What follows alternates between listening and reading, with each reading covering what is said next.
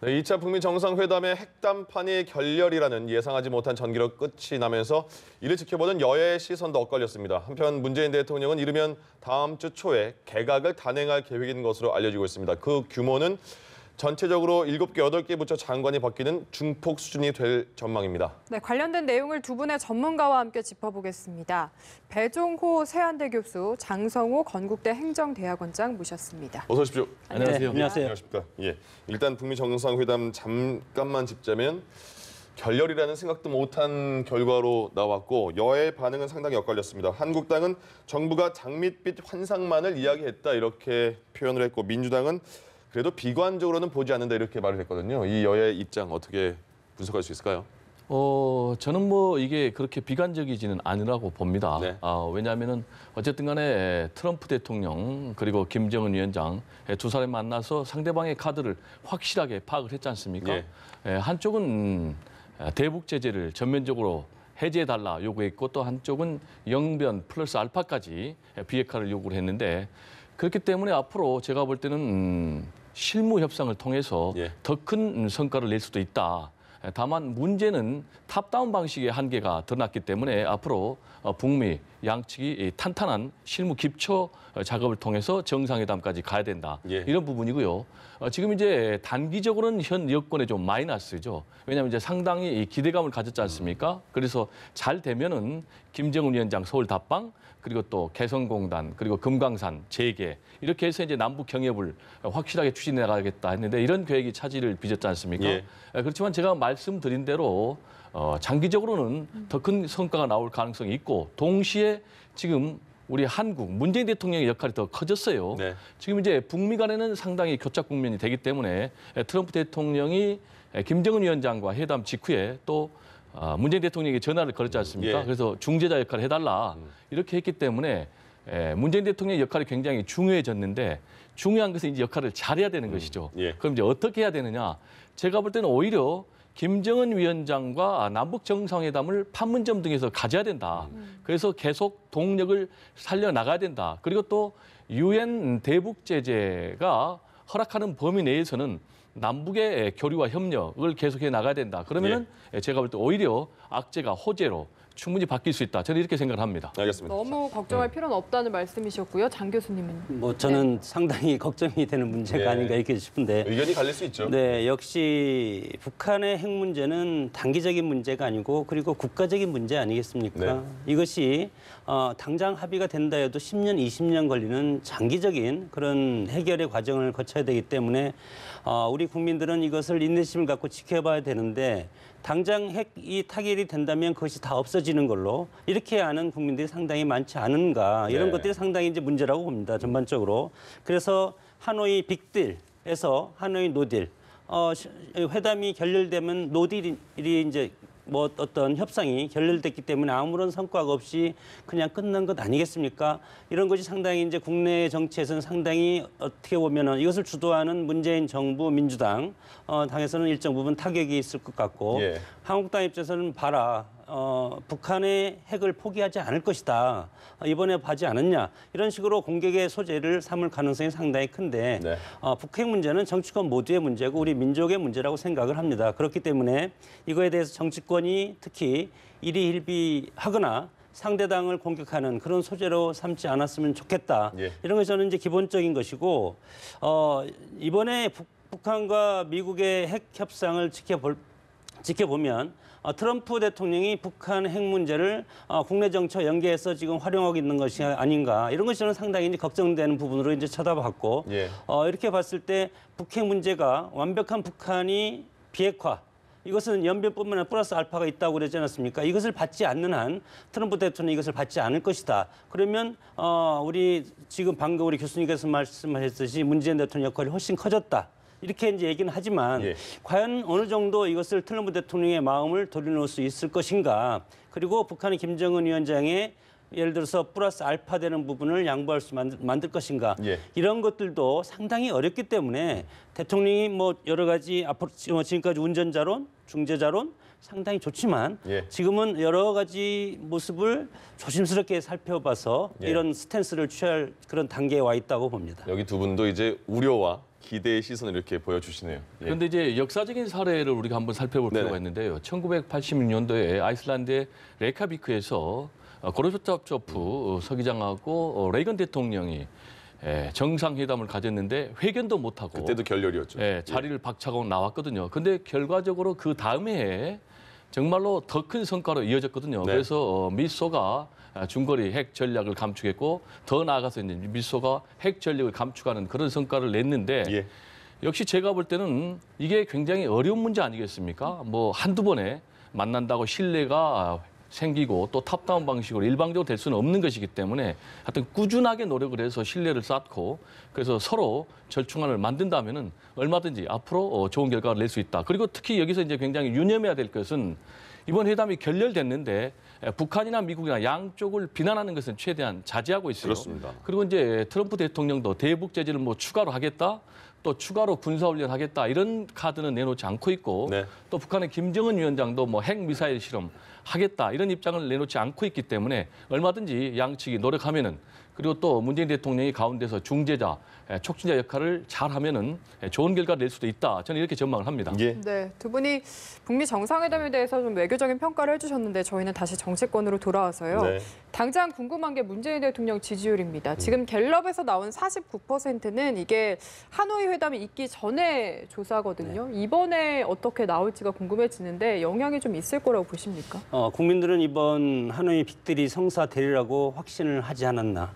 이것이 실패하리라고는 결렬되리라고는 생각하는 분이 거의 없지 않았습니까? 그렇습니다. 그렇기 때문에 문재인 대통령도 그 서명식 장면을 비서진들과 같이 보겠다 이렇게 예. 청와대에서 발표까지 한 상황에서 이것이 결렬됐다는 것은 상당히 충격파로 다가올 가능성이 상당히 크다. 예. 그것은 여러 가지 우리 경제적인 측면이 상당히 어렵기 때문에 이것을 돌파를 경제적인 측면에서 대북 경협이라든가 금강관광이라든가 이런 걸로 이제 하기 위해서 국내 산업계가 상당히 여기에 대해서 기대에 들떠 있었는데 네. 이 모든 것들이 다 지금 이제 스톱되는 상황 아니겠습니까? 그렇기 때문에 이것은 결국은 여론적 지표로 나타날 수밖에 없고 특히 남북 문제는 민주당 정권, 과거 김대중, 노무현, 문재인 대통령이 이르는 이런 민주당계의 어떤 정권한테는 가장 잘하는 분야로 이것이 인식되어 있기 때문에 예. 이 외교안보 중에서 특히 이제 북한 문제와 관련해서는 이제 정상회담을 지금 쭉 세 분이 다 하지 않았습니까? 이런 상황에서 운전자론도 일정 부분 성공을 거뒀다고 했는데 결국은 마지막에 물론 트럼프의 어떤 비즈니스 전략일지는 모르지만 네. 저도 이제 전략이었으면 좋겠습니다.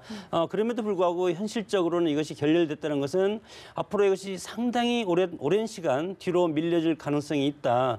그러면 이것이 결국은 여론적 지표로 나타날 것이 아닌가. 그런 이제 우리의 시선으로 저는 볼 수밖에 없다고 봅니다. 알겠습니다. 자, 이제 다음 주면 또 문재인 정부 개각을 한다고 나왔고 뭐 7개 안팎의 부처 장관이 바뀐다 이런 얘기가 나왔잖아요. 그러면 이 개각 정부 들어서 지금 시점에 이런 개각 타이밍 이거는 보통 이렇게 이 시점에 개각을 하는 겁니까? 아니면 이 타이밍 저희가 어떻게 봐야 될까요? 네, 이제 지금 타이밍이 적절한 타이밍이죠. 예. 첫 번째로는 어쨌든 간에 내년 4월 15일 총선이 있지 않습니까? 그래서 총선에 출마할 장관들은 1년 전에는 예. 이제 그만두고 총선 준비를 해야 되지 않습니까? 네. 그래서 계속해서 개각 얘기가 나왔지 않습니까?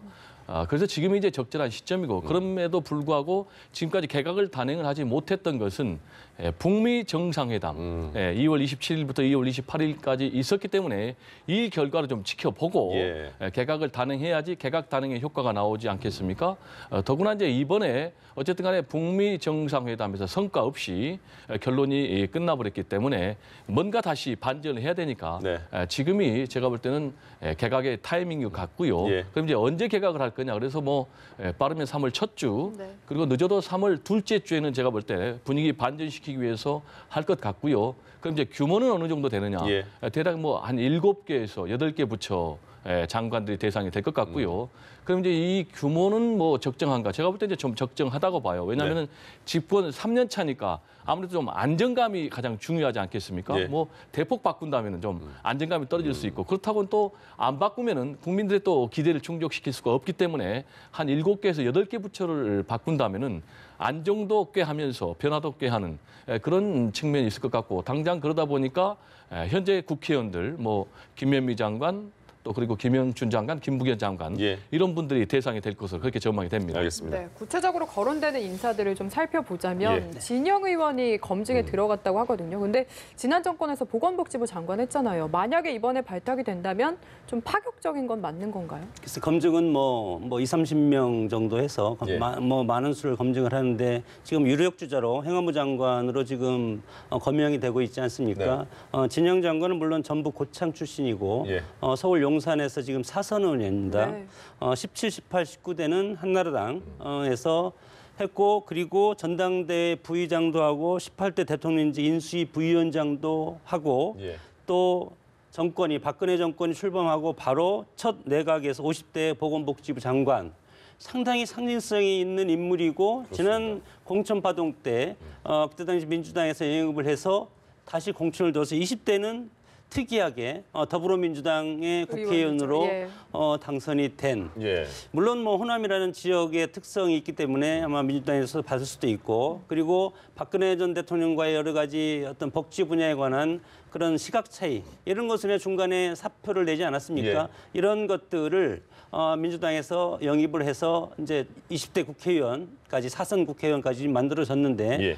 내부적으로는 상당히 비판적인 시각도 있을 수가 있다. 네. 그러나 어떻게 보면 크게 보면 어차피 민주당 지금 문재인 정권을 일어서는데 큰 기여를 했다고 볼 수도 있고 예. 그리고 과거에 박근혜 정부의 그런 복지 정책을 반대해서 지금 현재 문재인 대통령의 복지 정책 이런 것들을 어느 정도 수용하는 그런 차원에서 했을 때는 인사권자 대통령이 이제 어떻게 판단하냐 그것이 이제 뭐 중요한 건데 예. 지금 김부겸 행안부 장관의 후임으로 지금 뭐 거명된다고 하는데 네. 예. 뭐 저는 뭐 대통령이 임명하면 되겠지만 그러나 이것에 대해서 당 내에서 상당히 큰 어떤 내부적인 그런 반발이 있을 수도 있다 그렇게 봅니다. 예. 자, 이번에 그러면 그 거론이 되는 의원 장관 그 후보자들 있잖아요. 그러면 이 다음 차기 총선에는 안 나간다는 약속이 있는 건가요? 그렇습니다. 이제 이번에 입각한 장관들은 총선 불출마를 네. 사실상 조건으로 들어가는 네. 것이죠. 그러니까 지금 우리가 얘기한 진영 장관 같은 경우도 예. 사선의 중진이거든요. 그러니까 이제 앞으로 출마를 안 하는 거죠. 그리고 또 지금 거론되는 분이 이제 박영선, 예. 여기도 사선이거든요. 그리고 또 지금 우상호, 여기는 삼선이거든요. 예. 근데 이게 굉장히 중요한 의미가 있는 게 서울의 중진 다선 의원이라는 측면이 있습니다. 네.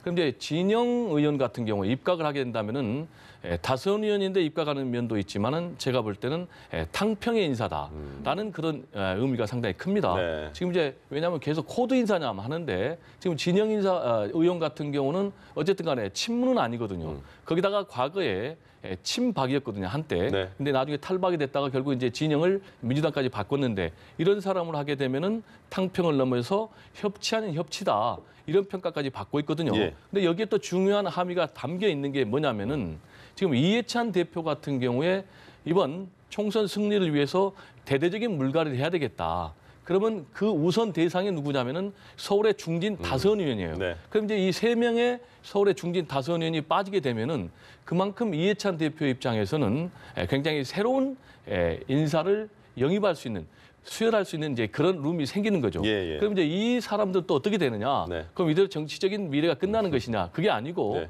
일단 이제 박영선 의원 같은 경우는 입각을 하게 되면 또 이제 우상호 의원도 마찬가지인데 앞으로 서울시장을 노린다고 그래요. 예. 그래서 어차피 선수만 계속 쌓아갈 수는 없고 더 큰 미래를 도전해야 되기 때문에 그런 여러 가지 조건들이 서로 맞아서 이루어진 것이기 때문에 제가 볼 때는 문재인 대통령 입장에서는 예. 중진 의원들 경륜이 있지 않습니까? 그래서 굉장히 안정감 있고 또 청문회를 통과하기 위해서는 어쨌든 간에 네. 이미 검증된 이런 중진 다선 의원들이 필요하고 그리고 또 이제 이해찬 대표 입장에서는 새로운 인재를 수혈할 수 있기 때문에 예. 그런 것들이 고려한 그런 개각이 되지 않나 이런 생각이 듭니다. 말씀하신 박영선 의원 같은 경우에는 이제 행안부 장관 후보로 거론이 됐다가 다시 이제 중소벤처기업부 장관까지 거론이 되고 있지 않습니까? 근데 문재인 대통령이 여성 장관 비중을 30% 정도로 하겠다. 그렇게 하니까 박영선 의원은 가능성이 굉장히 높게 보는 평가가 많던데요. 뭐 박영선 의원 같은 건 지금 지역구가 서울 구로 을이고 예. 그 구로을이 벤처기업 단지가 있는 곳 아니겠습니까? 그렇습니다. 그래서 여러 가지 이미지상 상당히 맞고 예.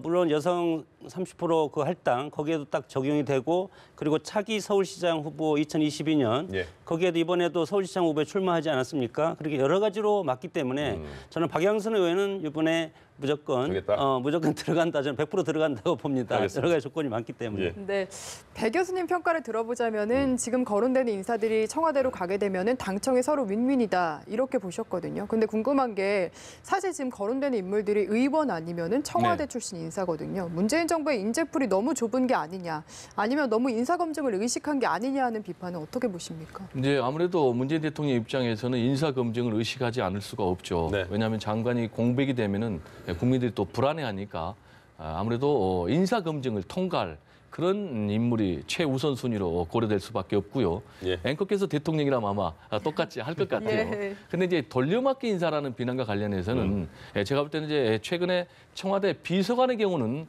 그런 측면이 없지 않았어요. 그렇지만은 의원들에 대해서 특히 이제 뭐 진영, 박영선 또 그리고 우상호 이런 분들의 경우는 제가 볼 때 돌려받기 인사라는 그런 지적은 좀 맞지 않는 것 같고요. 네.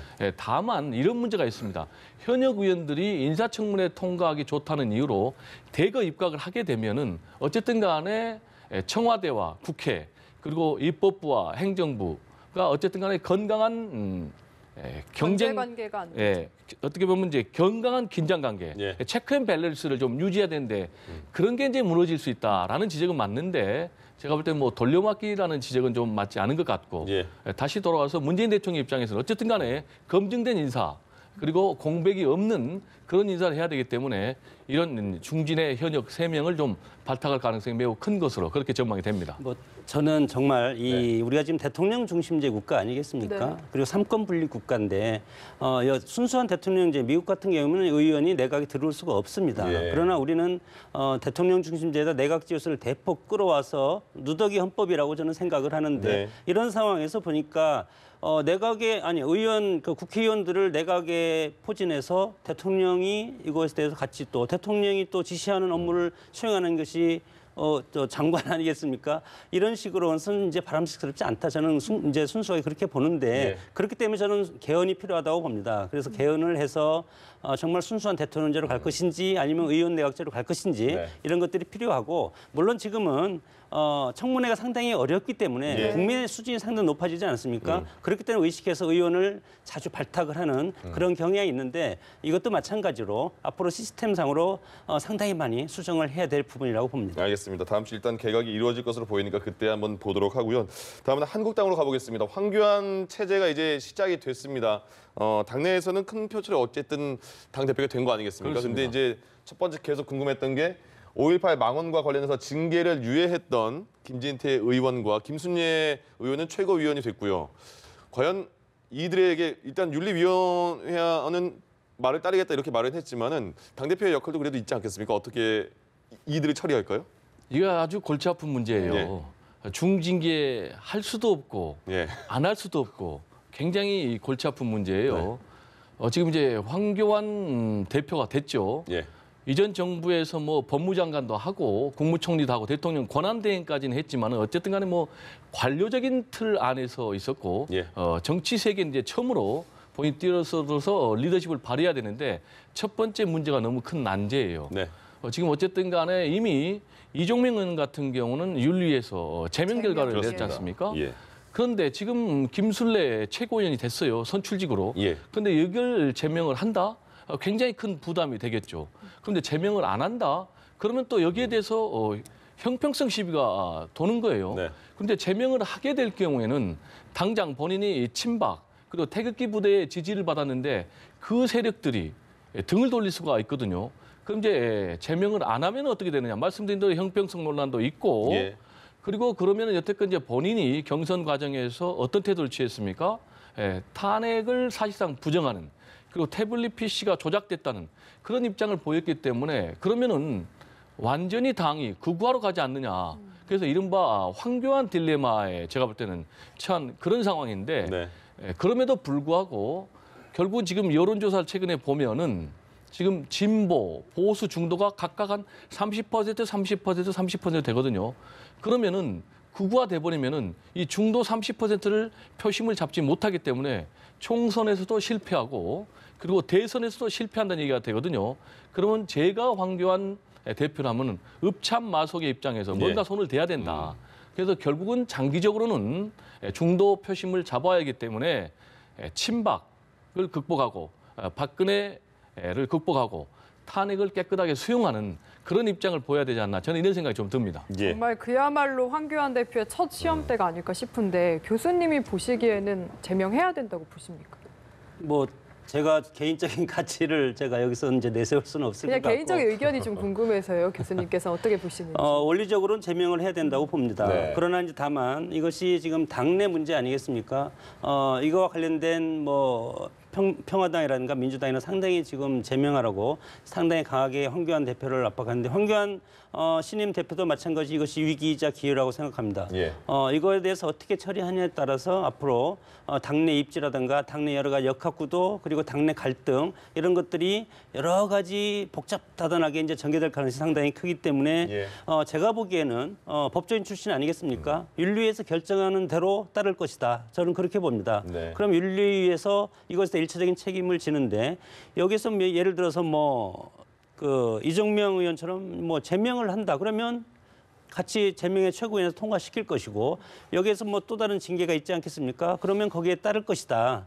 다만 이런 징계가 다시 의원총회에서 이제 회부가 되기 때문에 예. 의원총회에서 이제 3분의 2가 찬성을 해야 되는 것이 이제 제명 순서 아니겠습니까?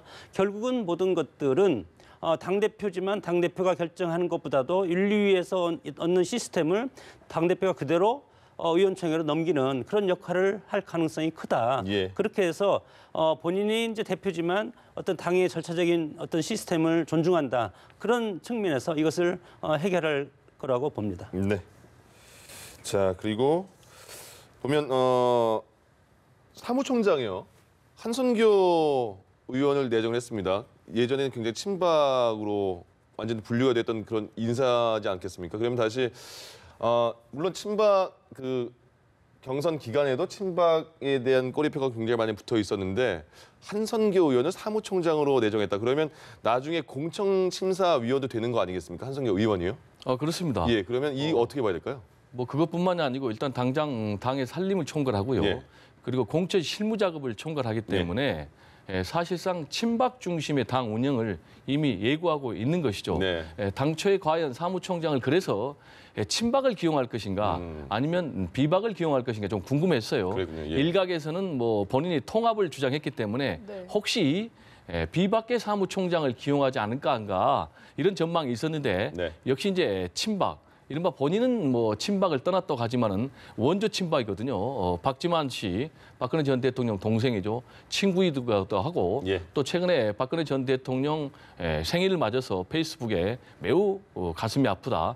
그리고 사실상 또 탄핵을 부정하는 글을 올릴 정도로 친박 색채를 여전히 띠고 있는 그런 인물인데 예. 그럼 왜 이런 인물을 황교안 대표는 기용을 했을까? 역시 친박 중심으로 당을 장악하겠다. 그리고 더 나아가서는 또 친박 중심으로 공정권을 행사해서 확실하게 황교안 체제를 구축을 하겠다. 네. 이런 이제 포석으로 볼 수밖에 없는 것이죠. 그런데 문제는 예. 이렇게 되면은 일각에서 제기를 또 하는 거죠. 그러면 또 다시 도로 친박당이냐. 예. 그리고 또 비박들이 이제 굉장히 반발하고 나서기 때문에 고질적인 친박 그리고 비박의 계파 갈등이 제일될 소지가 있다. 그래서 이런 부분을 또 본인이 어떻게 극복하느냐가 예. 여전히 숙제로 남게 되겠습니다. 네, 알겠습니다. 대통령한테 장관을 이 사람 저 사람 시키라고 하는 거랑 똑같아서 네네. 대표를 시켜주면 대표한테 인사권을 모든 것이 이제 맡기는 것이 좋고 이것이 친박이냐 아니냐 그것은 저는 뭐 의미가 없다고 봅니다. 네, 알겠습니다. 마지막으로 하나만 더 짚어보겠습니다. 예. 지금 국회가 정말 오래 멈춰 섰는데 3월 임시국회 소집 여부 사실 지금 손혜원 의원을 뭐 국정조사를 할지 말지 이 부분이 지금 논점이잖아요. 어떻게 해야 된다고 보십니까? 이제 뭐 거기다가 뭐 다른 문제까지 더 얽혀져 가지고 네. 지금 최근에 여야 원내대표들을 만났는데 결국은 3월 임시국회 소집에 합의를 못하고 네. 결렬이 됐어요. 정말 안타까운데 예. 1월 임시국회도 문은 열었지만 국회 본회의 한 번도 못했거든요. 네. 그리고 2월 임시국회는 아예 못했거든요. 문 열렸죠. 그렇습니다. 근데 3월 임시국회가 가려면은 3월 4일이 월요일이니까 이미 이제 그것도 물 건너 가는 것 같아요. 그런데 제가 볼 때는 이렇게 계속 국회가 공전하는 모습을 보여주면은 정치권에 대한 국민의 불신은 더 커져만 간다. 예. 그래서 정말 마음속으로 노work 노페이 일 안 하면 월급도 안 줘야 된다. 이런 마음이 들 정도인데 예. 제가 볼 때는요. 국회 문을 여는 데는 조건이 있어서는 안 된다고 봅니다. 예. 일단 들어와서 싸워도 그 안에서 싸우는 게 맞지 않나. 저는 이런 생각입니다. 네, 교수님께도 마지막으로 들어보겠습니다. 열릴까요? 잘. 네. 근데 여당이라든가 정부 입장에서는 국회가 빨리 열려야 됩니다. 그러면 뭐 야당은 국정을 견제한다고 하고 그리고 손혜원 국정 뭐 청문회라든가 이런 것도 계속 주장하고 있지 않습니까? 예. 그것을 달랠 방법을 여당이 찾아야 된다고 봅니다.